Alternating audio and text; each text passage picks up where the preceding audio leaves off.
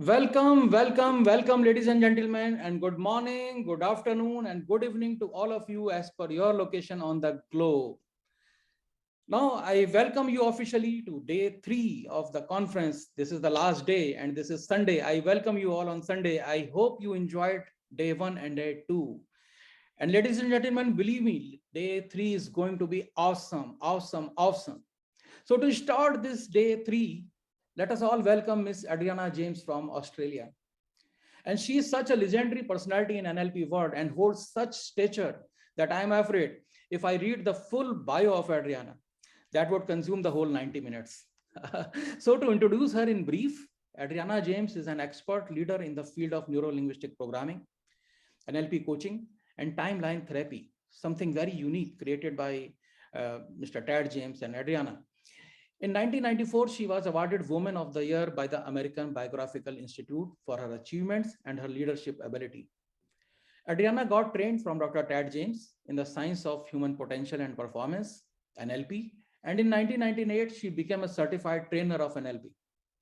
Today, Adriana is a master trainer of NLP and timeline therapy, hypnosis master trainer, and NLP coaching master trainer.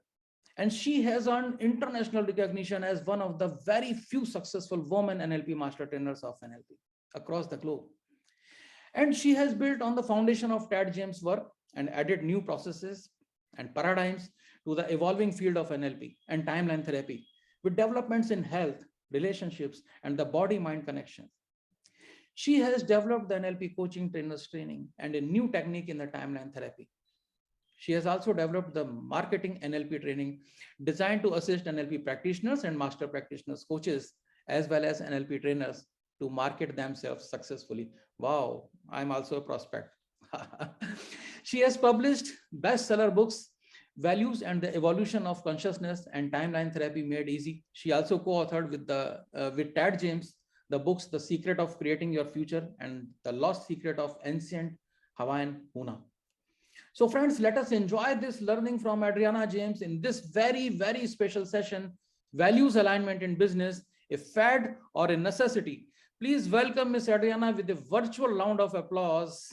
And the floor is all yours, Miss Adriana. Welcome to the conference. Thank you so much, Sanjay.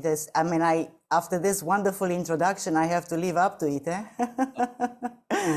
Thank you, and it's so great to be part of your conference, and I'm honored the fact that you have, first of all, put together this conference, because I think it's a very important thing nowadays for more and more people to learn what makes us successful, what makes the difference between somebody that just wants to work hard or somebody who understands how to work really smart.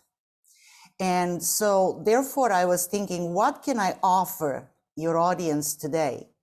What can I offer? Something that is very palpable, something that they can take and use immediately to become exceptional, to become special, to ensure that according to the necessities of day by day in this changing world, we still remain in front and we still remain successful, and we can do that in a very smart and intelligent way.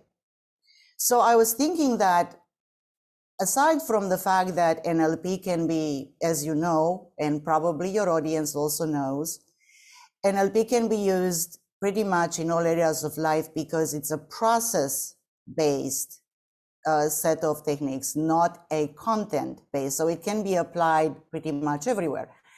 I think it's very important to consider one of the facts that makes us, as I said, exceptional. I've been in this field, as Sanjay mentioned, for now longer than I wanna admit, about 23 years. And I noticed that many very talented people, very capable people, very hardworking people are still not able to make it ahead.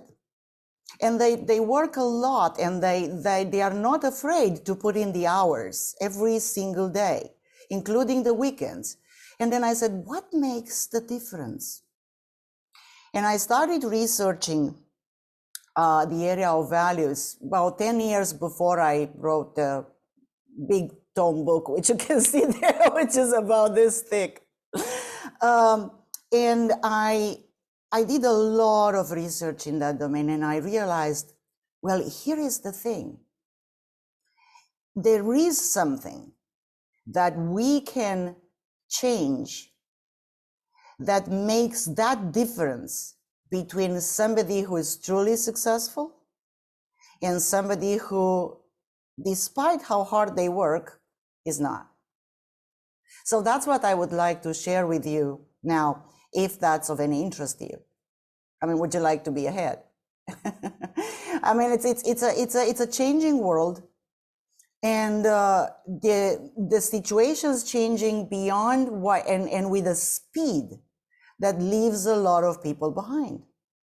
The question is, what can we do to stay ahead, to stay with the times, to stay with the to stay with the transition that's happening right now? And many people are not even aware of this gigantic transition, and it all refers to our values. See, when you go and get a job in a corporation or in a private business or anything like that, you're being given usually a list with, somebody comes and gives you a list with, here are our corporate values.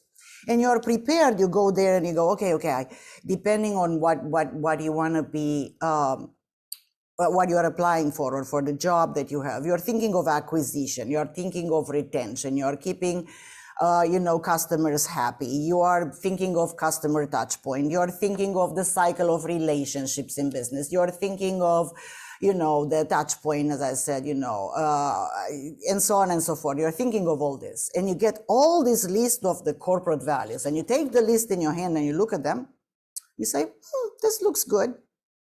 Yeah, I think I'm just going to adopt those. However, what you may not know is the fact that values, and I'm going to tell you in a moment why they're so important. Values are not what we think of consciously. So, first of all, that being said, and if that's of any interest to you, I'd like to mention something very important, that everything you do, everything you're motivated to do or not motivated to do, depends on your values. Now think of what I just said. Everything you do, everything you're motivated to do or not to do, is based on your values. The fact that you drink tea, a certain type of tea or not, is based on your values. The fact that you're determined to go out and make more money is based on your values. The fact that you want to play with your children is based on your values. Everything. So values determine our motivation. And you hear a lot of talk everywhere, in businesses, in soul investors, doesn't matter, or big corporation, is the same thing. How to motivate people, how to make them perform better, how to do this. And then they all say, okay, these are the right values. I agree.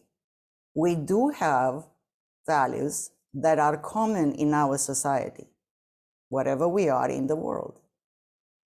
However, what in general is not known is the fact that we all individually, we have our own values. And and I'm going to say something very important now.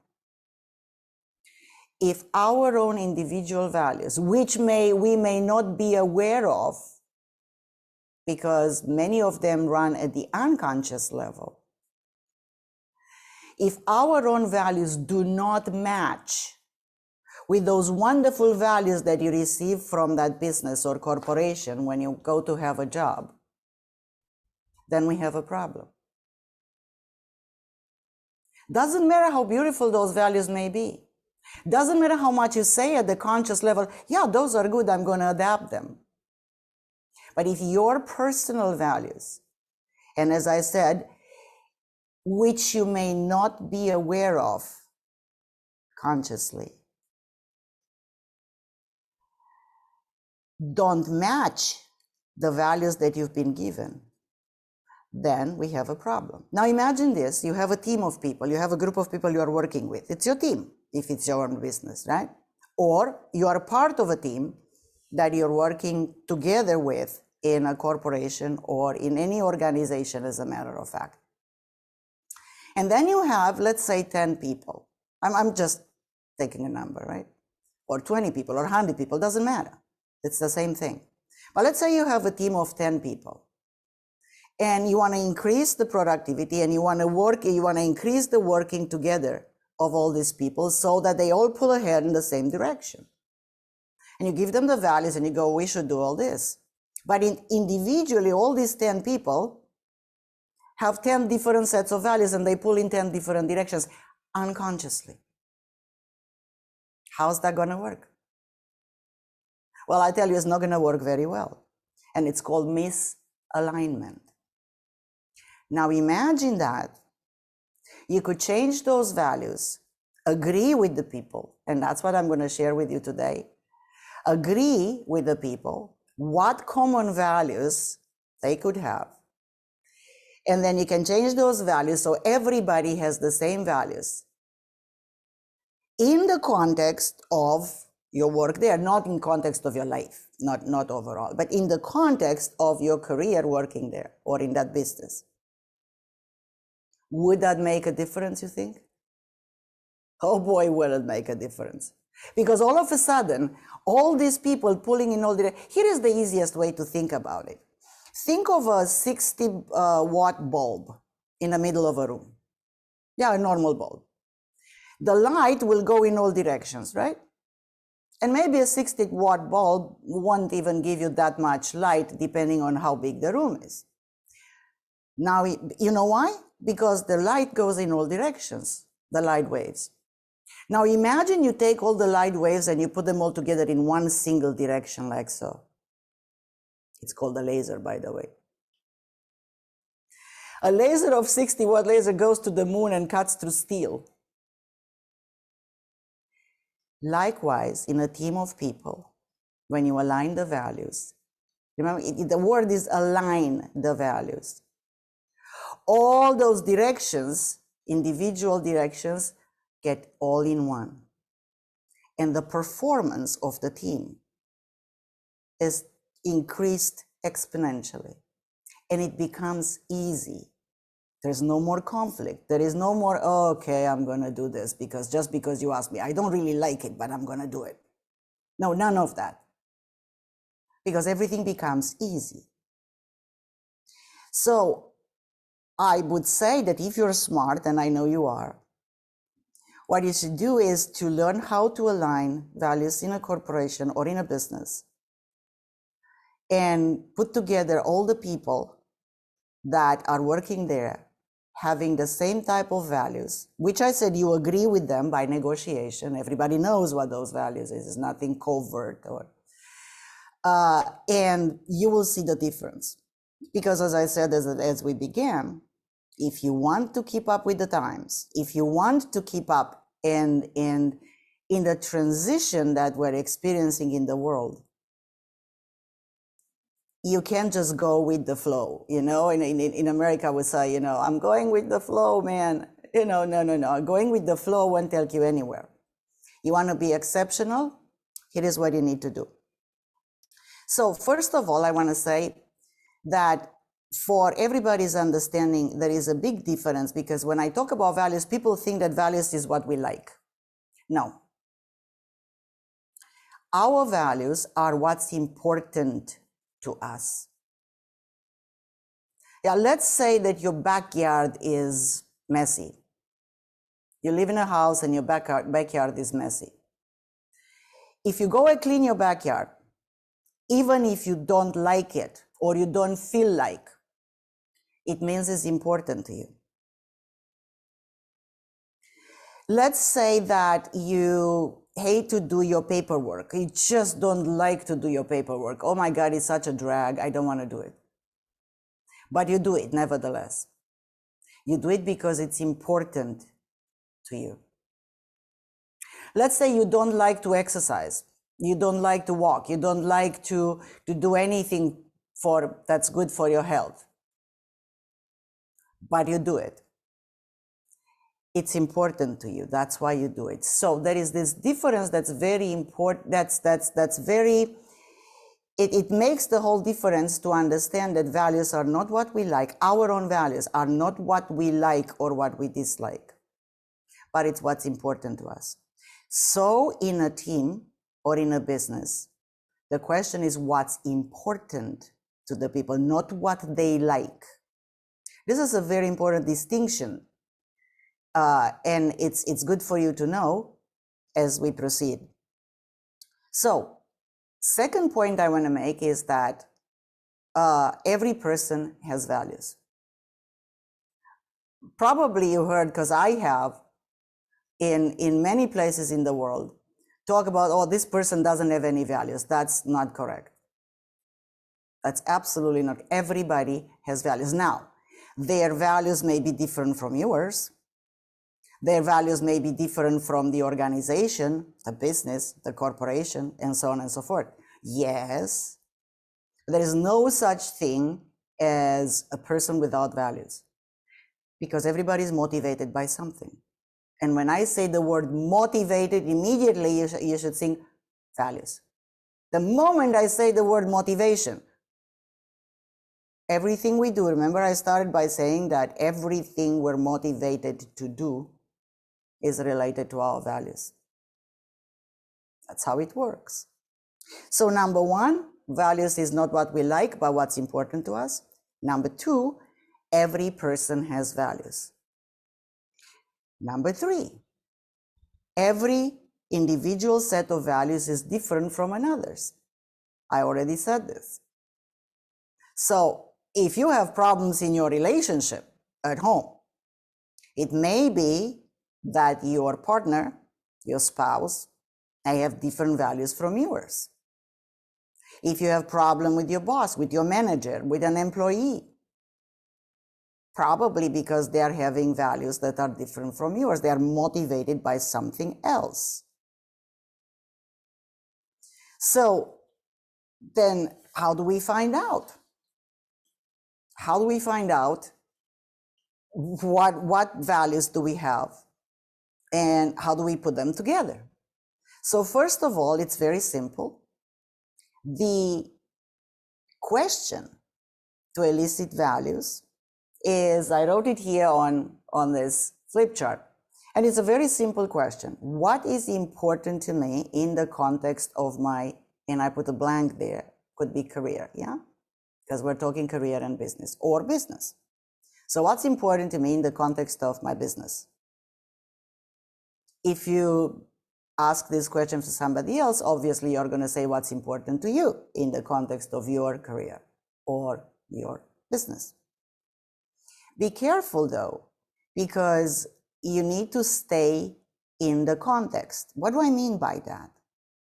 When I say, what's important to you, notice that it's written there in the context of business or in the context of career, because in different areas of life, as in different contexts, people will have different values.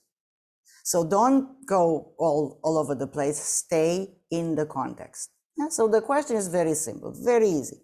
What is important to you in the context of your career, let's say? And then when you ask this question, you can ask this question on your own. You can ask yourself this question. Some words will come to mind. Like, what's important? It's important to be successful. It's important to make money. It's important to be prosperous. It's important to have results. It's important to have good teamwork. It's important to, I'm giving you some examples. It could be anything. So some words will come to mind. And then it's almost like, like in the computer when the buffer runs out and it's no more words. By the way, it's very important to write those words down. Write them down. The words that come to mind, write them down. Don't just call them there, write them down. Okay? So the buffer runs out. And when the buffer runs out, ask yourself again the second time. And what else is important to me in the context of my career? Or again, as I said, if you are asking this of somebody else, a member of your team or somebody you work with, and you want to do this alignment between values, then you ask them, what's important to you? What else is important to you? And you do this again, and you're going to notice that some new words will come up. Some new words will appear. Write those down as well. Write them down exactly the way they come up. Don't change them. Don't analyze them. Exactly as they come to mind. And then,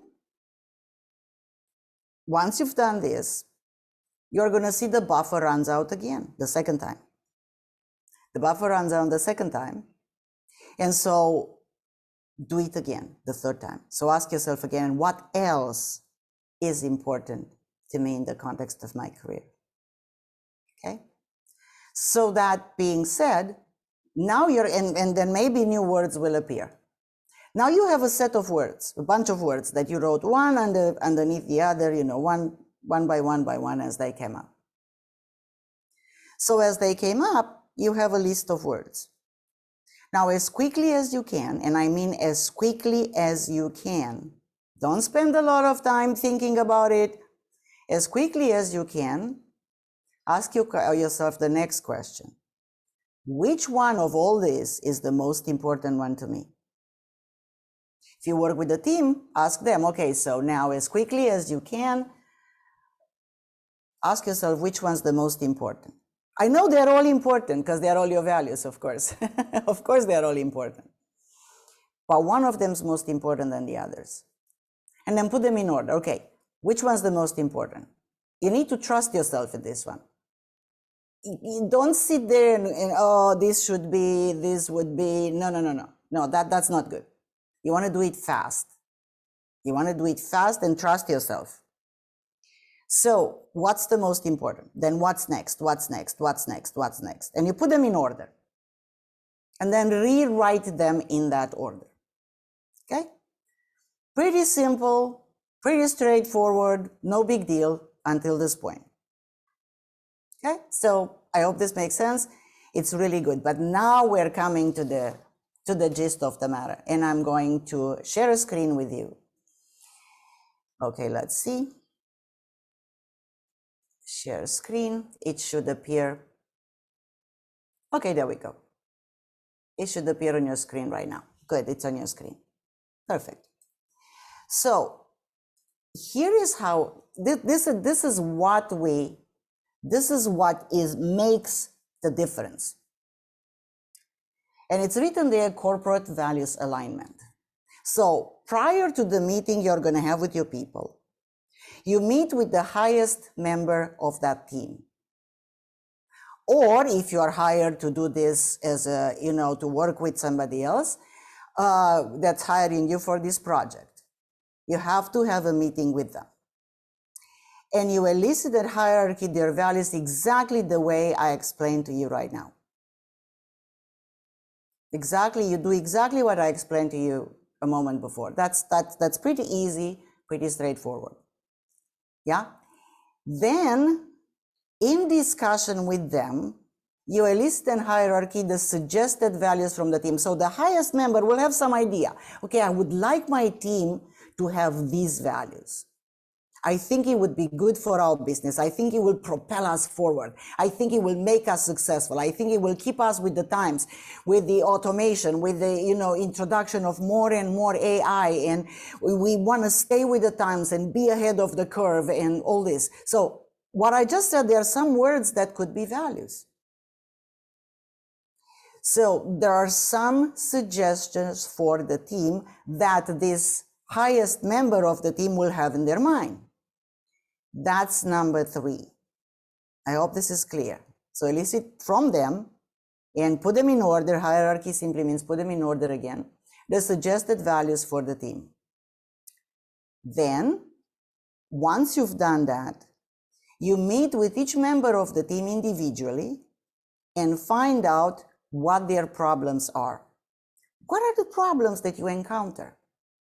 That's very important, because the problems that they encounter are related to their individual values. So you want to know in a very trustworthy way, and you know how to do this. If you've studied NLP, you build a lot of rapport. And if you build rapport, people will tell you honestly what their problems are.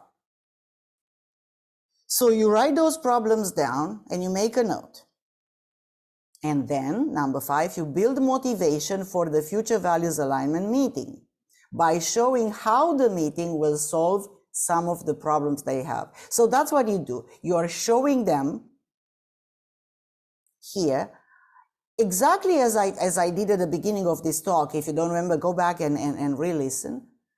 Yeah, why those values are so important and why it would make such a gigantic difference in their lives.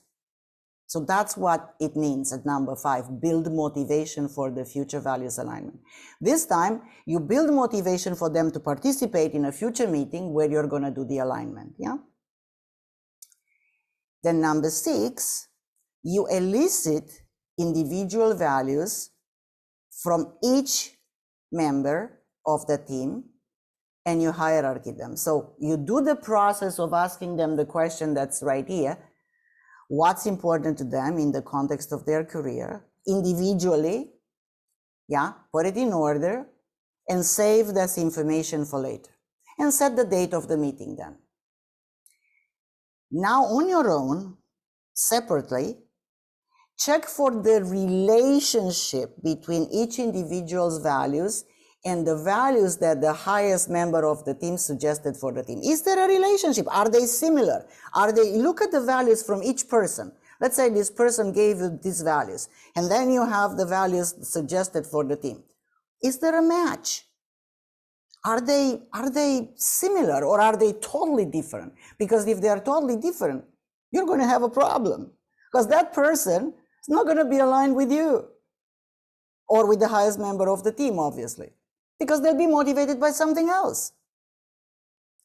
That's where you want to, extract the most information. So you need to, at number 8, check this relationship between each person's individual values and the values that you have now from the highest member of the team as suggested values for the whole team, so that it can pull ahead fast and successfully. So that's all prior to the meeting. Before you meet with a group of people, before you meet with a team, before you do any of that. Now you're at the meeting point, and it's written there during the meeting. Have each person elicit their values and hierarchy them. And it's written there as the secret of creating your future seminar. For those of you who are, because I know we have a lot of good graduates in India, for those of you who are graduates of our trainings, you probably have become a timeline therapy trainer, and you can do Secret of Creating Your Future type seminars with groups, and the process is there. Yeah. Otherwise, you do exactly what I showed you at the beginning, and so you have each person elicit their values and hierarchy them. You tell them, you instruct them, but they do it individually on a piece of paper. Okay. And also you can, if you know how to, you can let go with them of negative emotions and limiting decisions. I'm going to pause here for a second. It is my late husband, James' experience of almost 40 years in the field, and my experience of about 23 years in the field now, that when there is a lot of negative emotions, limiting beliefs, like what limiting beliefs? Like, I'm not good enough, I'll never be able to do it, I'm scared, I'm too old, I'm too young, I'm not good enough, I'm not powerful enough, I'm not strong enough, and all this kind of stuff. Or negative emotions like anger, frustration, resentment, fear of any kind. I'm afraid that of this or that. I'm afraid that I don't know what to do. I'm afraid, or sadness, or any negative emotion of that kind, people will not be motivated to perform as good as they can, because those negative emotions will reflect in their values, and those limiting decisions and limiting beliefs will absolutely reflect in their values. And if they're there in their values, here is what's happening. I'm going to tell you exactly what's happening so you understand. A person will have periods of time when their performance will go well, and then they'll go bust. And then they'll go well, and then they'll go bust again. And they'll go well, and they'll go bust. And so their life, in terms of their career, money-making capabilities, success, recognition, appreciation, any of that will go like this. And it's going to be like a roller coaster. It's never going to be good on a consistent basis. That's why it's so important to be able to know how to let go of all those thinking limitations that, again, run very much at the unconscious level, that many people are not even aware of, that prevent a person or a group, a team of people, to work together and really achieve the goals they say they want to achieve. In fact, if values are not aligned with their goals, people are going to struggle tremendously to achieve their goals. Again, this will show you why this work with values is so essentially important. It's like unbelievably important. So that's all at number 9 and number 10. If you know how to do this, is ideal. If you don't, reach out and work with somebody who does. At least from our company's perspective, I know we have very, very gifted and knowledgeable and highly trained graduates in India, as we have all over the world. Number 11 says, have each person review their values just elicited. Have them go through them, have them look at them. Because they'll be surprised. They'll be surprised if the words that come out there, they'll be surprised. Oh, this is what I'm motivated about. Is this what I'm really what I'm doing, and all this kind of, and people are in general very surprised because nobody expects the words that are coming out there to be there. And so it's a very enlightening moment. Number 12, then use the hierarchy of ideas, which is an NLP technique. Yeah, we learn in the practitioner training. Have the team discuss, negotiate, and agree upon the final values for the team. So now you're putting them all together at number 12 here. You have the suggested values from the team that was at number 3, suggested by the highest member of the team.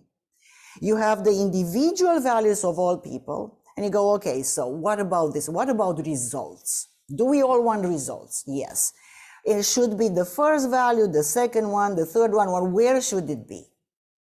And then you negotiate. Now, the process of negotiation is a special process. I hope you know it. We teach it in the master practitioner training when virtually you get to the highest intent and you agree, because people may be positional initially on their own position, and they may not want to agree to somebody else's ideas on values. So you have to negotiate there. Yeah? Use reframing, of course, use slide of mouth if you know that. These are all NLP techniques. So I assume, or I presume, that the listeners or the viewers are aware of those techniques, because that's how you negotiate. Yeah, so you negotiate. So have the team discuss, negotiate, and agree upon the final values for the team. Make sure it's a real agreement there. Make sure that people are not just polite. Make sure that people are actually telling you the truth. Yeah? And then check for congruency.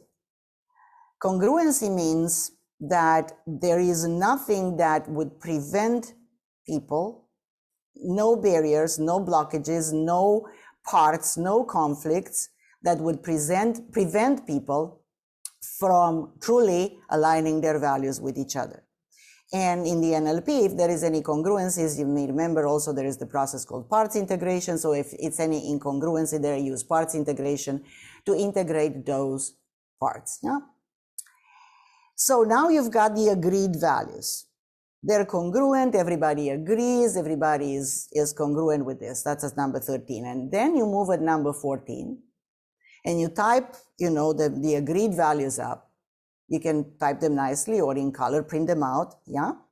Then you can put them or laminate them or frame them nicely and distribute to each member of the team.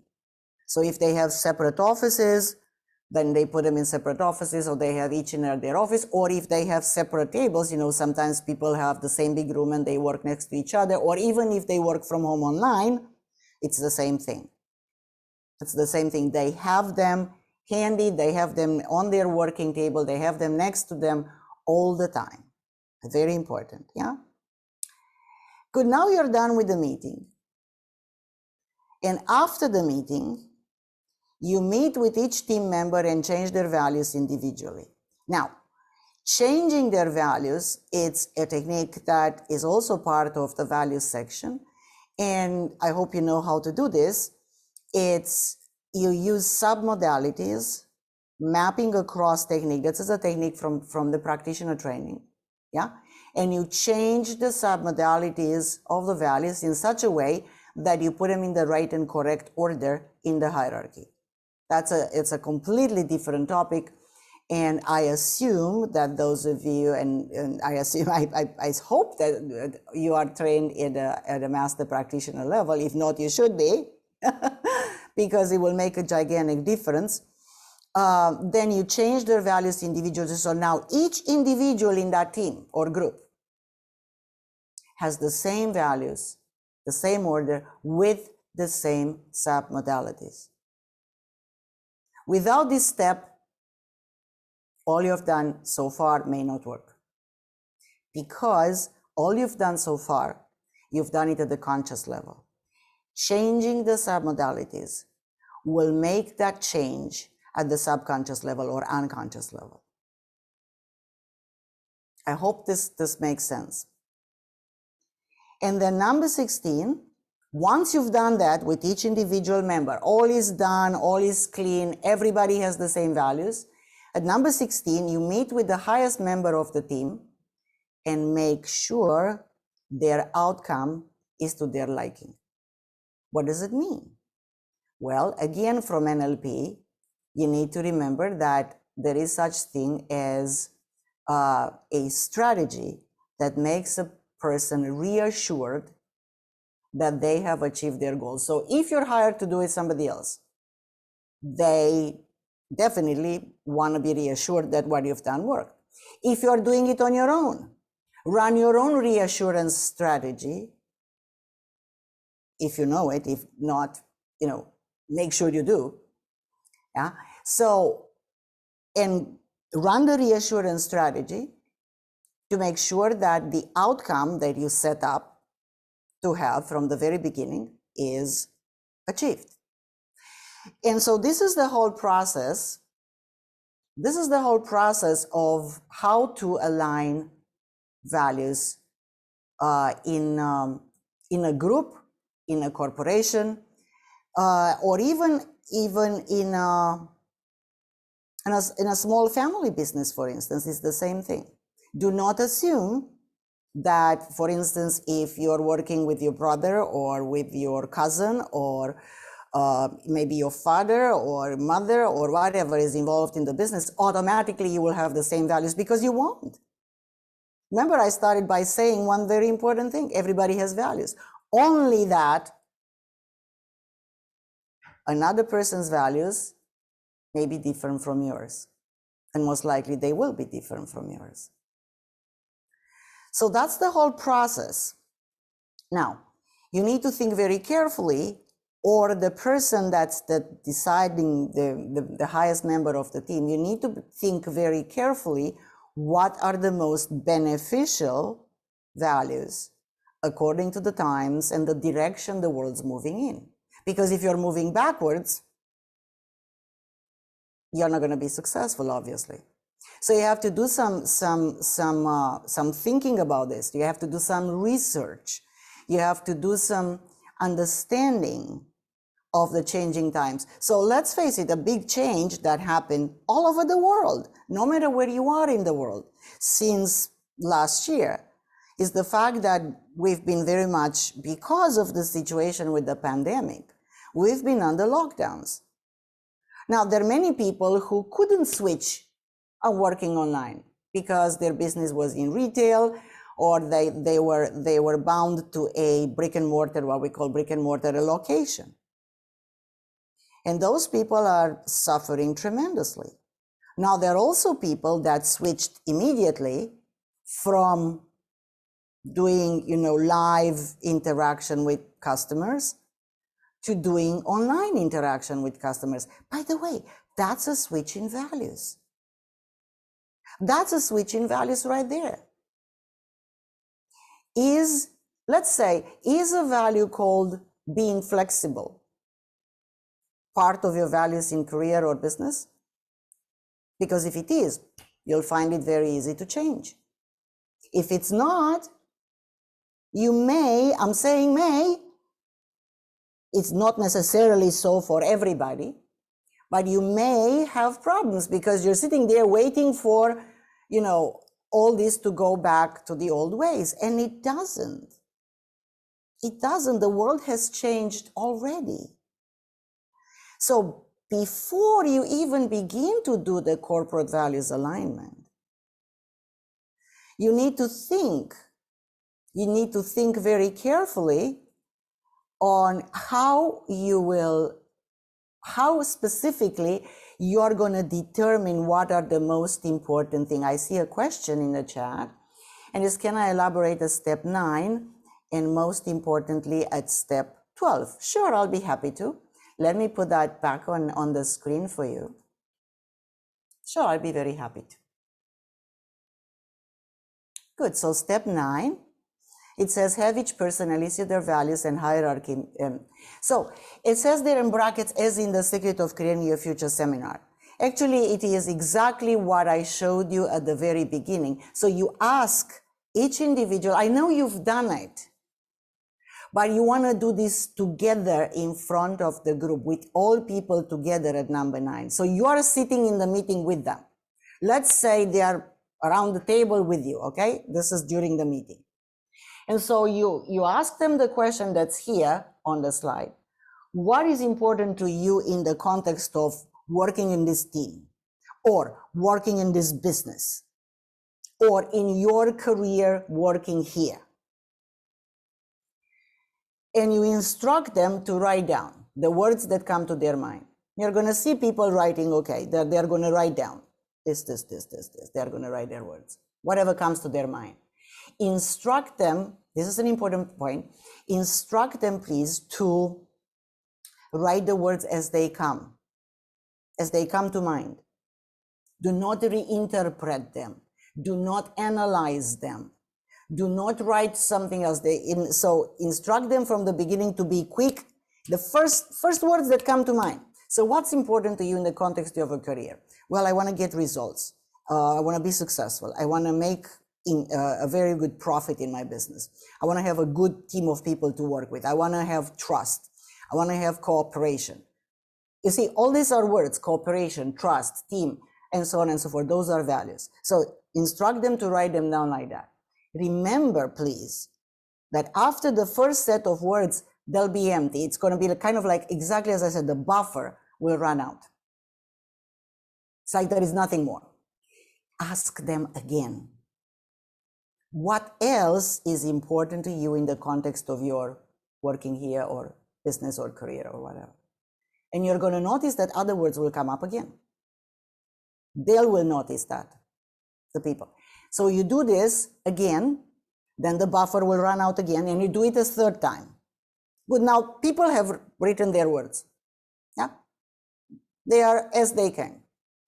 Now, again, Key important point, instruct them to as quickly as they can. Very important. You want them to trust themselves. Don't second guess. That's a mistake. It will give you false results. So as quickly as they can, to put them in order. How do you do that? What's the most, all these values here, they're all your values. You say to the people, yeah? All these values that you just wrote down on the paper. Yeah? They are your values. They are all important. I know they are your values. Of course. But which one's the most important? Trust yourself. Quickly, go. What's number one? Good. What's number two? Good, that fast. What's number three? The moment they decide, just like that, very quickly put them in order. Why am I saying this? Let me give you the explanation why it's important to do it quickly. Because I started talking, earlier and saying many of our values run subconsciously or unconsciously. We are not aware of them at the conscious level. You say, but I'm aware of my criteria. By the way, criteria and values are the same thing. Yeah? In NLP, sometimes people talk about criteria, but in general, in society, people don't say my criteria is no. People say my values. Yeah? So we refer to them as values. So you want, people are not aware of their values in general. They are just motivated for doing stuff or not doing stuff. That's why you want it very quickly, because you want them to trust themselves, meaning to trust their unconscious processes or the subconscious, depending how you call it, it's the same thing. So what's number one? What's number two? What's number three? What's number four? And you put them all in order. Okay? So that is part of number 9. That's what you do with them at number 9. Now they are all hierarchied in a certain order. Oh, and one more important point. You want them to elicit the values as they are now. I'm giving you some key points here that will make a difference whether you're going to be successful with this or not. You want to elicit the values as they are now, not as they should be, or as they could be, or as they are ideal, or as the person wants them to be. No. You want to elicit them as they are now. Because the should, could, would, want them, they're not real. They're not the real values at that point. And so that's number 9. I hope I answered your question. And you said number 12. Well, at number 12, there are several techniques there in NLP that we teach in the NLP trainings. And since this is an NLP Congress and conference, yeah, I assume that most of the participants will know what I'm talking about. Hierarchy of ideas is a process by which we learn to go big picture, in other words, chunk up, or go into specifics, in other words, chunk down, or go laterally on finding solution outside the box. That's virtually a process, a technique that we learn in the language section in the NLP practitioner. Now we know that when people go toward big picture, they chunk up, they lead to agreement. Chunking up leads to agreement. Chunking down leads to more differentiation and more possibility for conflict. So in order to have people agree on, in your case here, values, but agree on anything, you want to chunk them up. How do you chunk them up? Well, you use the question from hierarchy of ideas. For what purpose? That's the question. So you said you want a good teamwork. Okay. And the other person said, I want to make more money. So now you have teamwork on one side. Let me take this off the screen. Yeah. So you have a person that says, I want to do teamwork, and as one of their most important values. And the other person here says, now I want to make more money. Or maybe the suggested values from the highest member of the team is, let's be more profitable. But this person is not interested in being more profitable. This person here wants to have a good teamwork, wants to have friendship, wants to feel appreciated in the team, maybe, who knows? And this person here, which is maybe the highest member of the team, maybe the team leader, maybe the manager, maybe the business owner, yeah, if it's a small business, they want to be more profitable. How's this going to work? It's a mismatch, don't you see? So then how do you get them both to agree? You chunk them both up by using the questions from the hierarchy of ideas. You chunk them both up until you get to the common intent. And if you chunk them up enough, you're going to get to a common intent. Yeah? And so both parties are going to see that, hey, no matter how we do it, it's going to be okay. And that's called the negotiation process. That's another technique that we teach this time in the Master Practitioner Advanced Language section. Because it's unbelievably important in business. How do you put people together? How do you put people together? How do you put people that give you more than lip service? Or they're just polite because they don't want to offend you, or maybe they're not even polite. They go, I don't want to do this. Then you're in a trouble. Sometimes again, based on experience, I noticed that sometimes people have lost in their businesses incredible talent because of values misalignment. They had talented people who wouldn't stay there just because it was a values misalignment. So that's for number 12. I hope this makes sense. Thank you for the question, by the way. It was a good question. Yeah, chunking up is the key. You're correct. Chunking up is the key. Because now, notice what's happening everywhere. Everywhere meaning politics, economics, finances, health, relationships, everywhere. But it's very interesting to notice in politics, especially when you have the campaigns for re-election. Because I notice this all over the world, no matter what it is. And I traveled in so many countries, pretty much all European countries. I haven't been to India, though. I haven't been to India yet. But I've been in Japan, I've been, in Australia, America, Canada, Mesoamerican countries, and so on and so forth. So I've met a lot of people. I met a lot of people. And the truth is that, where did I start from this one? I lost my trail of thought now. Everywhere I went, I noticed that the same process is going on. The same process is going on. And in the politics, especially for campaigns for re-election, all politicians, when they run for re-election, they chunk up to a statement that you cannot disagree with. Now, I'm going to say something, and regardless whether you like or dislike the person, that's not my point. My point is the technique that's used. Years ago, I think it was 2008 or something like this, when President Obama ran his first time presidency, and I think you can still find those videos in YouTube. His campaign was run unbelievably well. From the NLP point of view, probably was the best campaign linguistically done ever, ever, ever.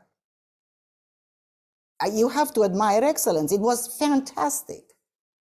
Now, what was the slogan then? Change we can believe. Yeah.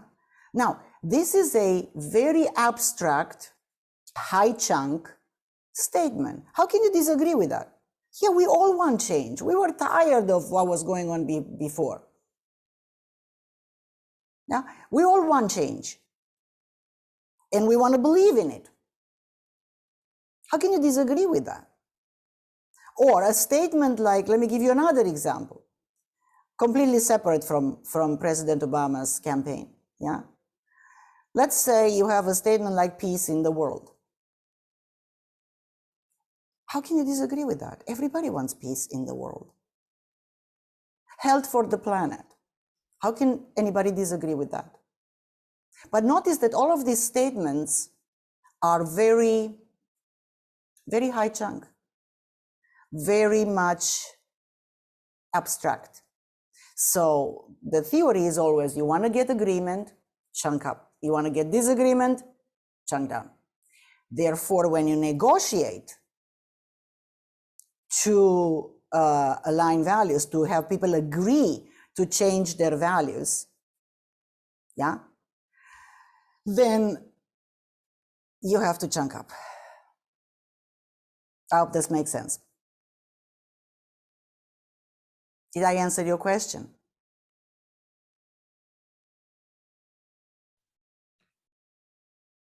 Deepak ji, did you get the Good. answer? Good. You said something, Sanjay, and I couldn't hear you. Please repeat. Yeah, I was asking Mr. Deepak, did he get the answer? No, I put it out in the chat. Yes, with some plenty of S's, because Right. it was beautiful. I mean, so not only is the point clear of how to achieve it in this context of getting alignment in a business or a group kind of a thing, but also the general properties and the general application of chunking up as a concept. So thank you very much. Good. You're very, very welcome. Yeah. If you have any other questions, I'm open now for questions in terms of how to apply. See, NLP is a very powerful set of, it's a science and an art at the same time. It's together a science and an art, which means it's not like a mathematical science. You can't put everybody in the same box because we're not all the same, at least not yet. But anyway, people have individual values, individual motivations and drives. So as an art and a science, it's, if you understand the process, see, NLP is not focused on content. That's the beauty of it. If you focus on process and the structure, in other words, how does a person think, not what they think.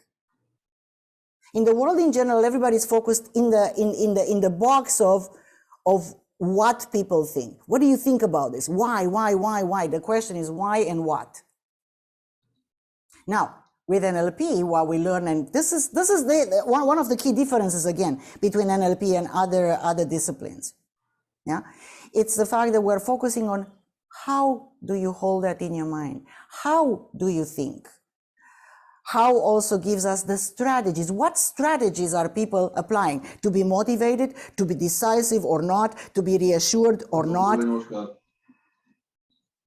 All of that. So, and then it gives us the techniques to make those. Oh, I have some background noise. I think somebody is unmuted. They should mute themselves. Could everybody please look at his mute situation? Please, could you mute your microphone?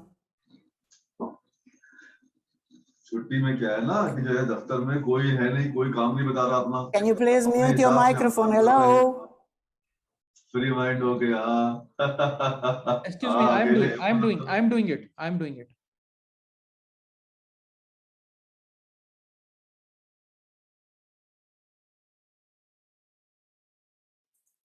Good. Only that now I was muted as well. Okay, so where was I? Where was I? What was I saying? I got all distracted with this noise. Art and science. Art and say science. that again. Oh, the art and science, yes, and the fact. That, yeah. So it's a losing proposition to focus in the content. See, I imagine here a box. Yeah, could be a round box, a square box, doesn't matter. And most people are focused inside the box. They are inside the box, they stay there, and they try to find solutions in the same box, thinking box that is, that created the problem. How's that going to work? It's at least a very limited amount of solutions, Or you may not even find a solution because the solution most of the time is not in the box that constructed it. Yeah. So therefore, the how do you do it and the techniques to change is the most important question. There is no in NLP, a famous thing that Bandler said from the inception of NLP. There is no content in content worth knowing. Now, what does that mean? We don't care about the drama for the sake of knowing the content of a problem. Doesn't matter whether it is a money problem, business problem, relationship problem, it doesn't matter. Yeah. So the content itself is valuable only in as much as it shows us how the thinking of that person is structured. My favorite metaphor to represent this is as you walk on the street and maybe there is a building in construction. Yeah, you have a construction of a building and you see a scaffolding.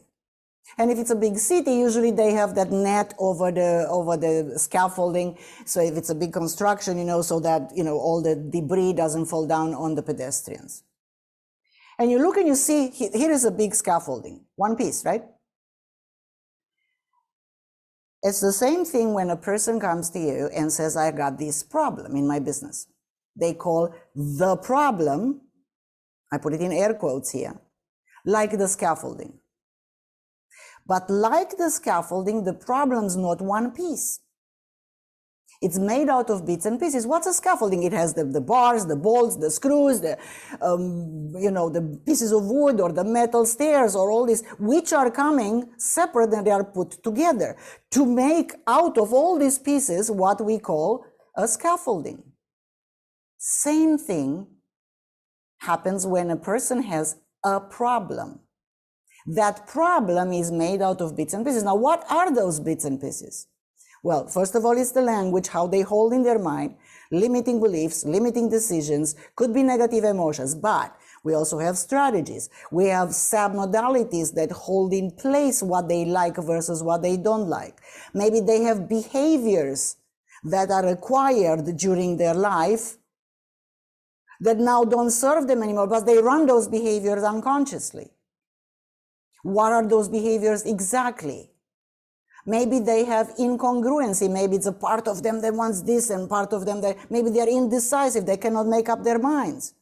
Maybe there's so many things they could do. I could do this, or I could take that decision, or the other one, but I'm stuck and I don't take any decision because there's so many possibilities. That's called overwhelm, by the way. The structure of overwhelm is at the bottom of the hierarchy of ideas as well, because it's too much coming simultaneously.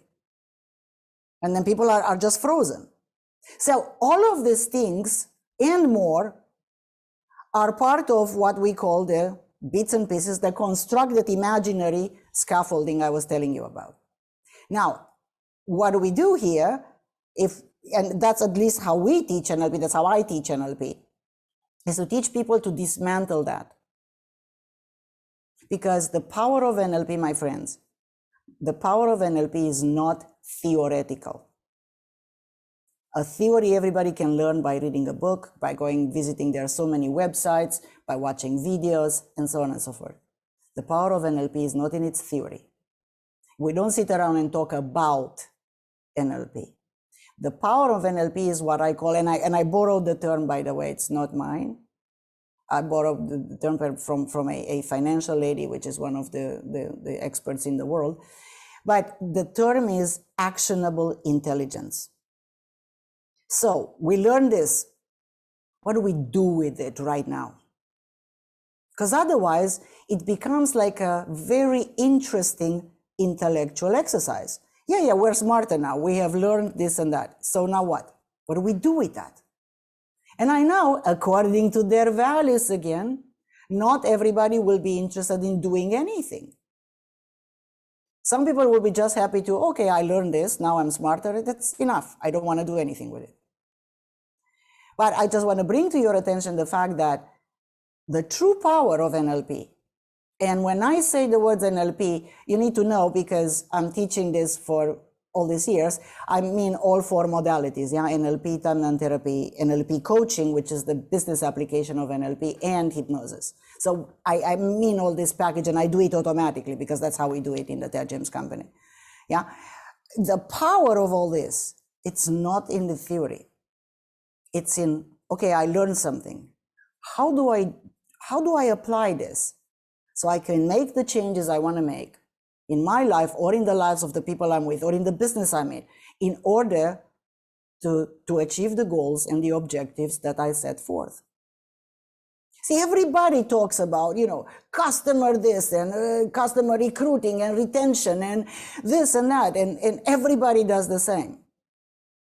And then it's a struggle, we have to sell these people and we have to become better at sales and all this. By the way, it's a very simple thing to sell people if you sell them with their values. But most salespeople try to sell other people. I mean, I'm trying to sell you with my values.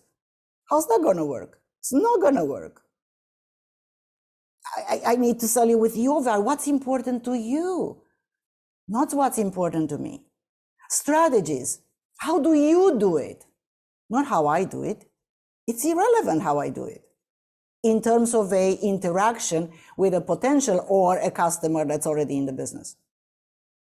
In fact, in business consulting, if you do business consulting, one of the most important things is to have an Excel, file for each customer, have their motivation, decision, and reassurance strategy elicited, have their meta programs.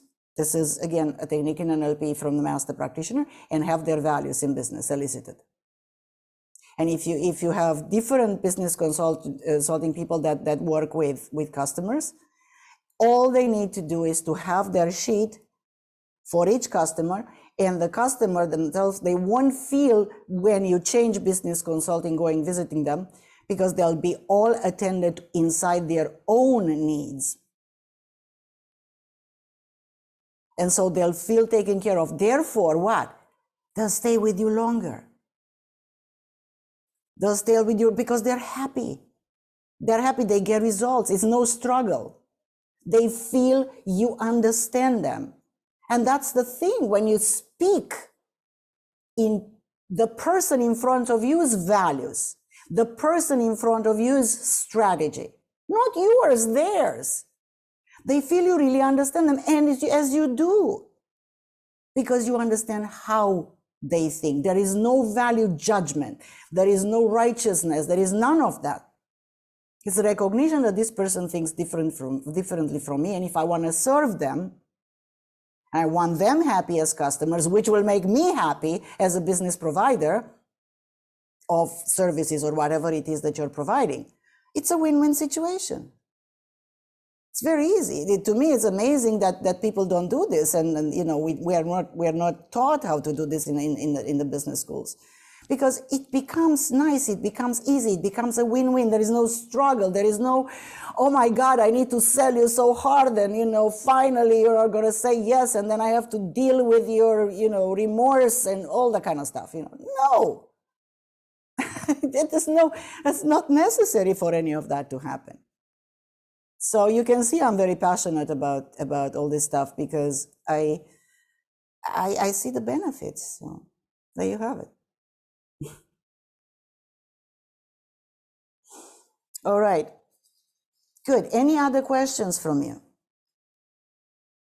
Because soon we are going to approach the end of my time. Yes, please. Just a quick comment about chunking up. So I think the idea is to chunk up, and ideally speaking, stop as soon as you get that common denominator, because then you can get people to relate to it also, and it is closer to them. For example, health for the planet may be something which people will agree, but may not work in an election time because people have other issues. So you chunk up, but you stop as soon as you find that you've got a common platform, which people will be able to see some immediate benefit, etc. Right? Here is how you do it. Here is how you do it. So you chunk the party up. You start with the one that has the least strong position. When you negotiate between two people, one of them will be more stuck on their position than the other, right? You start with the one that's easy, that's not so stuck on their position. You evaluate and you notice. And you chunk them up. Now, you have to chunk them up high enough so that they are outside of the boundaries of their position. You chunk them high enough so their position is meaningless. Let me give you a funny example, but you'll get it. So this is these two business owners that couldn't agree on anything. They were always fighting with each other for the most insignificant details. In fact, they were so much fighting with each other, they couldn't even agree on the color of the walls in the men's room, in the bathroom. Even there, they were fighting. If you can imagine such a trivial little detail, right? So, okay, chunking them up one at a time. Lots of levels, by the way, lots of levels. And finally, they both agreed in chunking up because what's important to you in the business, in the context of this business. They were, partners in a business. And they both agreed is to make profit. That was the highest intent for both of them. Okay, so chunk them up both there. Now, once you chunk them up both there, in the negotiation process, you still have to go through details, right? Because the nitty-gritty things are always in the details. So you chunk down only as quickly as you can maintain agreement. And every time it's disagreement again, because they'll run their old strategies.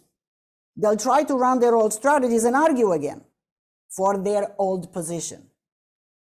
But that's why you need to make sure that you chunk them high enough so that the original position becomes meaningless. In other words, neurologically, if I may say, you're blowing the boundaries on how that position is held in consciousness. I know this is a mouthful of what I just said, yeah? But that's what you're doing. Anyway, when you chunk them down, you chunk them only as quickly as you can maintain agreement. Every time you have disagreement, remind them. So in this is a real situation. So they were arguing about, how to do something in the marketing, again, which is a lower chunk than profit. Yeah. So the specifics now we're going into sales, marketing, administration, and so on and so forth, right? So they were arguing about something in the marketing. Every time they have disagreement, remind them on the highest intent, which goes like this. Well, hold on. Both of you one moment ago said that the intention for both of you is to make profit. So if we do marketing this way, and if we make profit, is that okay? Okay, it's okay. So, and this happened several times. And ultimately it became a joke. It became like a positive anchor, because what's the purpose of being in business? Oh yeah, we make profit. Oh, what's the point in arguing? That's right. They will argue again. Oh, what's the purpose of being in business? Well, we want to make. Oh, okay. And then it became like a laughter moment every single time when we asked them, what's the purpose of being in business? They would start laughing. So all that old strategy of these, because they were used now. It was a habitual fight between them. I mean, they fought for years. Why would they change now? But that process itself, number one, chunking them really high up. Number two, reminding them of the highest intent as you chunk down in negotiation, made the whole difference. Now, this very process I shared with you right now, one of our graduates in Australia, member of the Department of Defense, has taken out this process and reduced the time of negotiation in work-related situations to 2 weeks from several months. And then she was invited to go internationally and do this.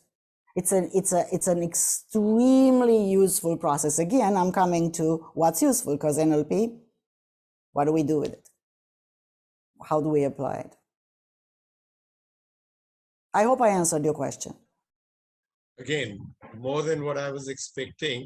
So we chunk up, and then we keep that as the anchor. Then we chunk down, and we settle down at the highest point, the lowest point in which agreement is maintained. Because then you settle to the highest intent. Always the highest intent. And then you negotiate for each one of the details underneath. Okay. Okay, yeah, that's what I meant, because ultimately it has to be something which is close to action. And from that point of view, you settle it down where the agreement is being maintained at that level. Yeah, and you'll have to do it at different levels, at different levels of abstraction. Because you got the highest chunk, in my example was making a profit, right? But how many levels are from there down coming all the way into details? Could be many, many, many. Sure. Yeah, I just gave you three major big examples. So we have the marketing and advertising, then we have the customer retention, then we have the support, and then we have the administration, and we know that sales and admin are always at each other's throats. We know that. It's a typical thing in business. Yeah. But underneath that, how many specific things we have under marketing? How many specific things we have under advertising? How many specific things we have, so you'll get a lot of levels from very high abstract into specificity. At every level where you have disagreement, remind them of the highest intent. The highest intent, not something in between, the highest intent, every single time. So you said that the highest intent is blah, whatever it is. Yeah, okay, so that means if we do it this way or this way, and you get that, it's gonna be okay. Now, a very important thing I assume, but I guess I shouldn't assume, is that the parties are really, truly willing to negotiate. Because if you have somebody that's not really willing to negotiate and give up their position, no matter what you do, it's not going to work because they are just not willing to negotiate, right? So you want to make sure that even before you start the whole process of values, that's why you need to build motivation.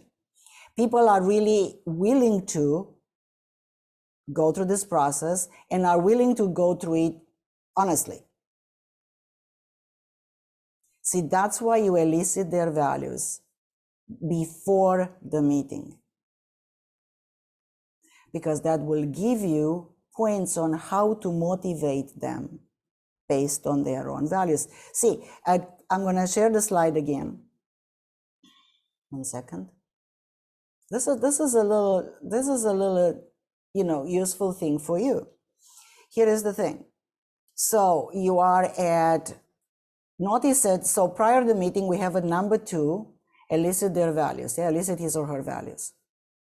Yeah, you know where that is? Number 2. Okay. Now you have their values now. And then at number 4, you said, so at number 5, it says build motivation for future values alignment meeting. Now, how would you build motivation? Use their own values. As you talk to them in your speech, in your language, use their own values to build motivation for the meeting that you're going to have in which you're going to do the values alignment. Of course, you talk the language they understand. You can't motivate, I just said, you can't motivate them with your values for that meeting or for the highest member of the team's values. No. But now you know their values. You know how they think. You got to understand. Please, please, please remember this. Values are not, even they give us some words, but it shows us the structure of how a person thinks. Why wouldn't we respect that? Why wouldn't we want to do this? It makes a win-win relationship. You have repeat customers. You have people that come back to you because they feel truly they're served by you. Now, if you do you are hired to do corporate work. If you satisfy the person that hired you, which is what? Their values and reassurance strategy. Same thing. Guess what? They're gonna hire you again. You're gonna repeat business again. They're gonna hire you again and again every single time because they love the results. There is no, you can try to convince people, and most people try, but you either get results or you don't. It's very simple. You either get the results that the person that hired you, or that maybe if you are the business owner that you say you want to get, or you don't. It's a digital consideration. Yeah, I hope this makes sense. And I hope especially that it is useful. I hope it is useful.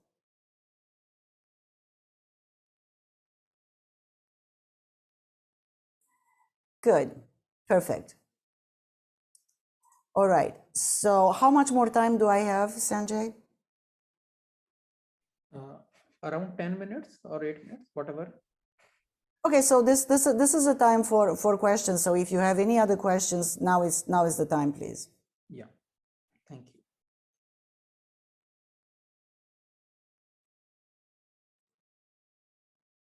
Well, I must have done a good job because no Adriana, more, not so many questions. One more Yes, question. yes. Are there any special considerations and features to be kept in mind if one wants to develop a value system, not in a family business, but in a family? Because ultimately, if the family members can align to a common set of values, there is so much more of harmony and this thing. So are there, what are your thoughts on any distinctions between the two categories, and any comments on how one can actually achieve that better in the family setup, because family has its own dynamics? Absolutely, absolutely. But again, as you think of it, a family is a system. It's a system, yeah. So I'm not going to go into systems theory and so on and so forth. But if any part of the system is not aligned with the rest, the whole system will suffer.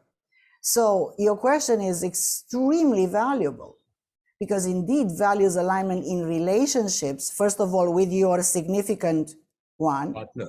But then, in the context of the whole family, I think, sure, absolutely. It's extremely valuable. Now, obviously, the values in the context of family will be different from the values that are in the context of business or career. And that's fine. That's fine. They should be. In fact, if they're not, then there is a problem because they are misplaced values. See, if you have in business a value called love, well, unless you are in a certain type of business, I don't think that's a good value to have in business, right? But maybe the value called love in a family relationships should be there. Yeah. So watch again as you do this in the family relationships that the values are appropriate for the context. And your question is it's very, very important because indeed it changes the whole parameters, the whole energy, if you wish, between people in families. It makes a major, major difference. So do it. Absolutely. Yeah. Sanjay, you had the question as well. In the process, Sanjay, you go ahead, but you can then come back to my question, which is that in order to develop it in the process that you had outlined, is there any difference that one needs to keep in mind in the family situation? But please, after Sanjay's question. No, I'm gonna answer it now. It's actually very simple. Yeah. The problem is that, it's difficult to go to your spouse and say, dear, now I'm not your husband. Now I'm your coach and we're going to do this. Right. Because they go, yeah, right. So that's the only difference. Yeah, that's the only difference because your family members may not want to agree with you or do what you're suggesting. I'm saying may because it's not always the case. Yeah, so sometimes it happens that the family members are very eager to align their values, and this is again up to you how you present it to them to begin with. Hey, we have problems here. Sometimes we disagree. Sometimes we do this. Sometimes we do that. How would you like to get rid of all of that? How would you like not to have these problems anymore? Just, try to motivate them so that they do it out of their own accord. Here is the worst thing you can do. try to push it on them. Because if you try to push it on them, they will punish you. They will not, they will not do it because of their own accord. And this is very important. If people don't do it out of their own accord, they will give you what we call lip service, and they'll punish you. They'll pretend they're doing it, but they won't. But if you get people motivated and you get the whole family, together, pulling in the same direction, oh my God, what a difference. Absolutely. You can do this in all areas of life. 6 major areas of life are what? Career, family relationships, what is it? Spirituality, personal fitness, and health and fitness. So there's some major, but also you have subsets. So you can do it in subsets. As I said, values in the context of working in this particular business. That's a subset of career, but it works just the same way. So yeah, family is good. Yeah. Wow. And the question is, in a family or business, everyone can have their own value. Everyone does have their own values right now. Everyone has their own values right now. I started the talk today by saying that everybody has values, and everybody's values will be different from the others. The question is, how do you negotiate and how do you put it together so that there are no conflicts in between values, so you don't have arguments, you don't have fights. Go back and listen to this talk at the beginning. Yeah, because I explained that very, very well at the beginning. How do you make people aligned so then things that become easy? People are not moving in different directions. Everybody has values. Everybody. Only that a person's values may be different from another's. So the system will not suffer in long term, because this is part of your question. The system will not suffer in long term if it's all aligned. Imagine imagine a bunch of wheels, yeah? And all those wheels, are working together, yeah? There are lots of wheels like this. It's a system makes out of all these wheels, right? And one of them is not working quite well, or it's kind of squeaky, or it's not, oiled properly, or all this kind of stuff. Now you put it together. This is my metaphor for values alignment, yeah? You put it all together. Now, all of the wheels in the system work together easily. The whole system moves in the same direction and performs to the task that they're supposed to. And it's not like you sneak this on people. It's not a sneaky thing, because it's an open conversation, and it's an agreement. That's why we do negotiation. It's an agreement for the purpose of solving the current problems that the system experiences. Yeah. And so that's how it works. Wow, that's great. That's great. Thank you so much, Adriana. Thank you so much. And sure, my pleasure. It is a wonderful answer, and it was a wonderful session. I hold back my question because the time is over, so I am not asking my question. I will find some opportunity to connect with you and ask my question. That is, and I will send you my question. We are out of time now, right? Yeah. My question was the importance of aligning congruence, having congruence among values, identity, and purpose in corporate world. Yeah, so first of all, the word congruence, I can answer very quickly. Yes, so about, the importance of aligning values, I already explained, and congruency, it's always and without exception, Sanjay and everybody else who's listening, resolved by parts integration. True. If you have incongruency, you have a problem that's resolved always by parts integration. Follow the same process. That was an easy question. Wow, that's great. That's great. Thank you. Thank you so much. Thank you so much. And it was such an awesome session, and it has added so much value. I cannot express my gratitude in words.